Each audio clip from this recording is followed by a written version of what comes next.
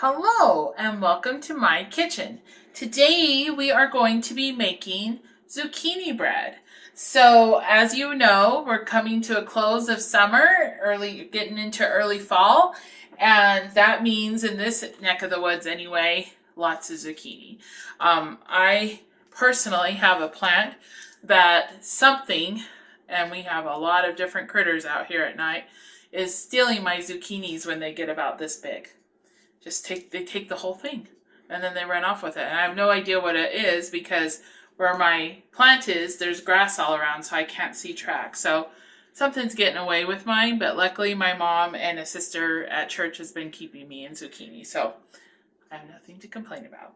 But anyway, we are going to do zucchini bread today, and I'm working on being concise in these videos, so we're going to go ahead and get started right away. So I like zucchini bread for lots of different reasons. Number one is it's a nice treat as far as it's a little sweet, but it's not, cookie sweet.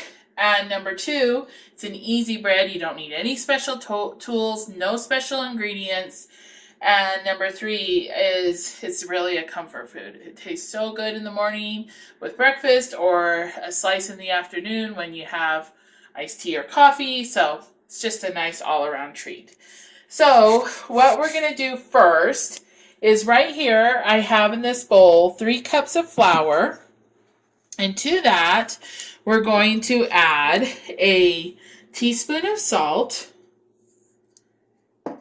a teaspoon of baking soda, a 1/4 teaspoon of baking powder, and a tablespoon of cinnamon. And I'm generous with my tablespoon of cinnamon. I like cinnamon a lot, and our family likes cinnamon, so I do like a heaping tablespoon. And we're just going to give this all a stir to stir in all of our dry ingredients together. And the reason why I start here is one, if you stir your dry ingredients together, it just makes your job easier at the end, incorporating it into the wet ingredients. But another reason is I like to put raisins in my zucchini bread. And as we've talked about before, if you coat whatever fruit you're putting into your bread or cake, it helps it to stay dispersed instead of having all the fruit sink to the bottom. So I like to do this first because then I remember to coat my raisins. So once we get this mixed well, you can see that it's fairly mixed well. Then we just put a little sprinkling of that flour dry ingredients mix on our raisins. The recipe calls for a 1/2 cup, and then it also calls for nuts. But since I'm allergic to nuts and I don't use them, and we love raisins in our house, I'd probably do closer to a cup of raisins. But if you want, you can do as little as a 1/2 cup and then add some nuts as well. So that's up to you. So those are coated and our dry ingredients are mixed. So let's get started on our wet ingredients. Hopefully the dogs are going to be quiet. I'm just kind of silently praying to the Lord that they'll shut up. So here we have 2 cups of sugar and a cup of oil. That's just regular vegetable oil. And then 3 eggs, or eggs. I usually say eggs, but I'm trying to be conscientious of not sounding so much like a Westerner. Anyway, and what we're going to do is we're going to mix this together. I just like to kind of cream my sugar, oil, eggs together all the time. I think it just helps with the texture and moisture of breads. I can't prove that scientifically, but I don't know. Mine always turn out well, and I always do this step. So I'm telling myself that it's not an exercise in futility, that it makes a vast difference. Maybe it does, and maybe it doesn't. So when I say cream them together, I just mean this. Kind of stir them all together until your eggs are nice and incorporated and they've turned a little bit lighter yellow, meaning that they're whipped up a bit. And your oil and sugar is all mixed in nicely. Okay. And to that, we're going to add 2 cups of shredded zucchini. Now, I just washed this zucchini and shredded it with a cheese grater. When I have big zucchinis or when I'm doing multiple zucchinis so that I can freeze part of this, and I'll explain that. I use my food processor so that I can just do a bunch real fast. But I never peel them. Unless, I shouldn't say never, I rarely peel them. The only time I do is if sometimes, depending on where your zucchinis grow, they can actually cross with some of your other squashes. And when that happens, the skin becomes very thick and almost rindy. And when that happens, I peel it. Also, that can happen when you just let them grow huge. But for the most part, if the skin is soft, I just wash it and I let the skin be in there. I think it gives it a nice color. And of course, I definitely think there's more nutrition because that's the deepest, greenest part of the vegetable. So as I was saying, if they're smaller, when you shred them, not only do I not peel them, but I don't pull the seeds out. If I get a really big one from someone at church or something, I'll sometimes cut it in half, sometimes peel it, and then I'll always cut it in half, but sometimes I'll peel it, and then when I cut it in half, I'll scoop out the really big seeds so that they're not ugly in the bread. But I say all that to say this. You can process multiple zucchinis at a time, and then I just take freezer bags and I stock away 2-cup portions so that if I ever want to make zucchini bread in the winter or in the early spring, I just pull those out, defrost them overnight, and then the next morning I can throw together a batch of zucchini bread. So there's a little hack for you.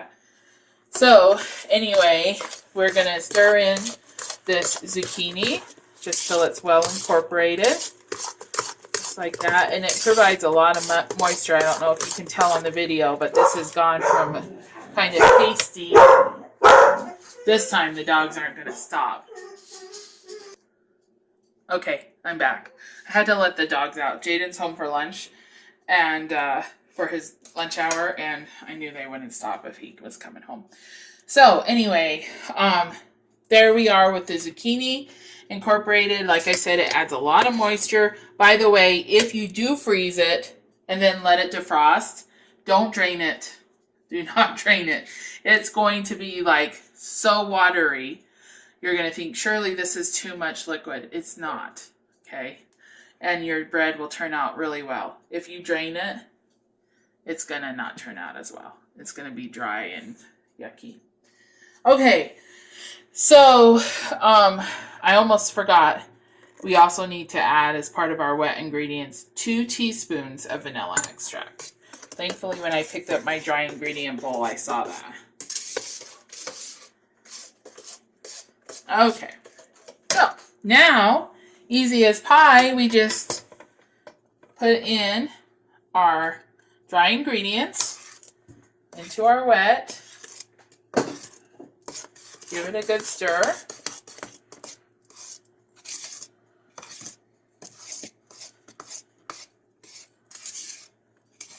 It always seems like it comes together fast, and then I start making a video and I'm like, gosh, it feels like it takes forever for me to stir this, and I don't want to make them watch me stir zucchini bread for the rest of their life. Okay, there we go. Now what we're going to do is we're going to just add in our raisins. And the last little bit of dry ingredients, of course, are included in that. With the flour, you can see that didn't actually coat the raisins, but kind of just sat next to them. And I just kind of scrape around my bowl to make sure I'm getting the bottom corners and the sides real well. And it's as easy as that. So again, you don't want to super over mix this. It's not as important as, say, muffins, but we still don't want to risk over mixing it and making our bread tough or chewy. We don't want to build up gluten in this. Okay, so what I have here, I don't have two 9x5 bread pans. I just have one, and then I have two little glass dudes that are a little smaller, you can see. And so one batch makes those 3 loaves. And one thing I was going to tell you, and I remembered this recently. Sometimes when I make these videos, I wonder why my bread isn't done in the center, but it's too crispy looking on the outside. And then recently I was reading in one of my recipe books, and it was said, if using dark pan or glass pan, decrease your temperature by 25 degrees. And I was like, oh, that's right. I forgot I used to do that. So I've been doing that recently. Like, for instance, I made muffins for the men's Bible study on Saturday, and those muffins turned out so much better because I decreased my temperature by 25 degrees because I use a dark pan. So I'm doing the same thing today because this pan is obviously dark, and then these two are obviously glass. So when you're using dark or glass, decrease your temperature by 25 degrees. So it's supposed to bake at 350, but you can see that I have my oven set at 325. So we're going to bake it at 325. So what we're going to do now is we're going to fill our pans. So we just stick some batter in different pans here. You want them about an inch or maybe a little over an inch full.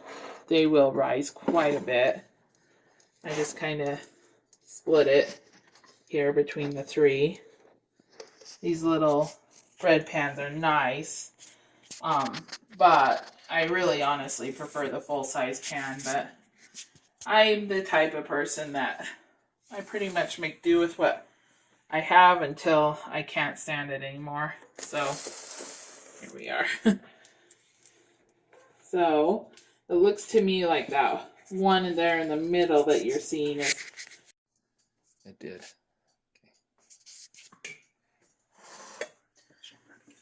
Okay, so what we did is we just split that batter between the 3 pans. My oven is up to temperature.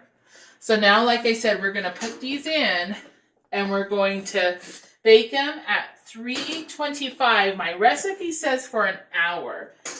This one, the big dude, he might take an hour. These other 2 probably aren't. So I'm going to set the timer for 45 minutes.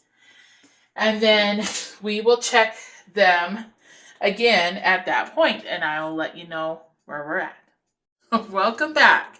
Okay, so it's actually been closer to 50 minutes. I think the little dudes are done. That big dude might eat. No, he's not. Okay, so the little dudes are done. 50 minutes. What we're going to do is pull them out. You know they're done by putting your finger on them and they spring back instead of feeling doughy. But now what we're going to do is let them cool for 20 minutes, and then we can pop them over and let them cool completely on a wire rack. Pop them out of the pan. One thing I forgot to say before as we were putting the batter in, was those pans were sprayed with Baker's Joy, or you can grease them and flour them. But other than that, that's really as simple as zucchini bread is.